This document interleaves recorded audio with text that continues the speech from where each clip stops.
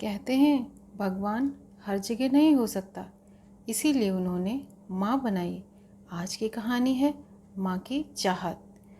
सुधा और सूरज दिवाली की खरीदारी करने की जल्दी में थे। सूरज ने अपनी पत्नी सुधा से जल्दी करने को कहा और कमरे से बाहर निकल गया। तभी उसकी नज़र बाहर लॉन में बैठी माँ पर पड़ी।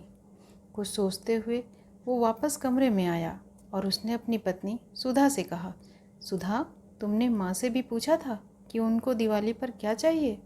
सुधा बोली, नहीं पूछा था। अब उनको इस उम्र में क्या चाहिए होगा? 2 वक्त की रोटी और 2 जोड़ी कपड़े। इसमें पूछने वाली क्या बात है? ये बात नहीं है सुधा। माँ पहली बार दिवाली पर हमारे घर पर रुकी हुई है, वरना तो हर बार वो गांव में ही रहती है, तो औपचारिकता के लिए ही पूछ लेती। अरे, इतना ही माँ पर प्यार उमड़ रहा है तो खुद जाकर क्यों नहीं पूछ लेते?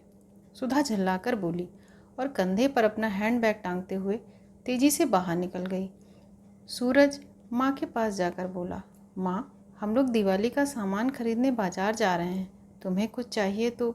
माँ बीच में ही बोल पड़ी, मुझे कुछ नहीं चाहिए बेटा, कुछ चाहिए तो बता दो माँ। सूरज के बहुत जोर देने पर माँ बोली, ठीक है, तुम रुको, मैं लिख कर देती हूँ। तुम्हें और बहू को बहुत सारा सामान खरीदना है, कहीं भूल ना जाओ। ये कहकर सूरज की माँ अपने कमरे में चली गई। कुछ देर बाद आई और लिस्ट सूरज को दे दी। सूरज ने ड्राइविंग सीट पर बैठते हुए कहा, देखा सुधा, माँ को भी कुछ चाहिए था पर बोल नहीं रही थी। मेरे बहुत ज़िद करने पर लिस्ट बना कर दी है। अच्छा पापा, ठीक है, पर पहले मैं अपनी ज़रूरत का सारा सामान लूँगी, बाद में आप अपनी माँ के लिए लिस्ट देखते रहना। सुधा पूरा सामान खरीदने के बाद बोली, अब मैं बहुत थक गई हूँ, मैं बैठती हूँ, आप माँ जी का सामान देख लो। अरे सुधा, साथ चलते हैं ना। अच्छा, पहले देखूँ तो कि माँ ने दिवाली पर क्या मंगाया है। यह कहकर सूरज माँ की लिस्ट अपनी जेब से निकालता है। बाप रे, इतनी लंबी लिस्ट, पता नहीं क्या क्या मंगाया होगा। सुधा सूरज को घूरते हुए बोली, पर लिस्ट पकड़े हुए सूरज की आंखों में आंसू थे। उसका पूरा शरीर कांप रहा था। सुधा सूरज को देख के घबरा गई। क्या हुआ, ऐसा क्या मांग लिया तुम्हारी माँ ने? कहकर सुधा ने सूरज के हाथ से पर्ची ले ली। वो हैरान थी कि इतनी बड़ी पर्ची में बस कुछ ही शब्द लिखे थे।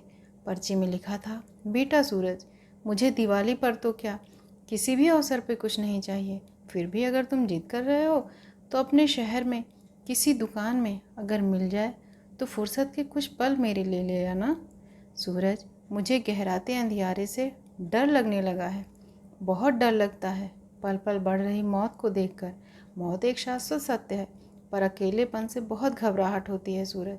इसलिए जब तक तुम्हारे घर पर हूँ, कुछ पल मेरे पास बैठकर, कुछ देर के लिए ही सही, मेरे बुढ़ापे का अकेलापन बांट लिया कर।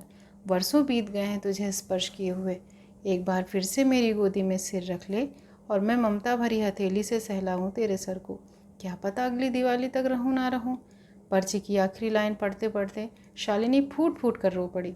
वो मन ही मन सोचने लगी कि वो माँ के बारे में कितना गलत सोचती थी। दोस्तों, माँ तो साक्षात भगवान का रूप होती है।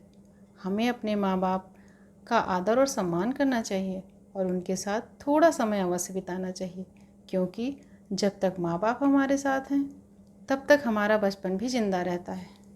धन्यवाद। अगर आपको कहानी पसंद आए तो लाइक करें, शेयर करें, सब्सक्राइब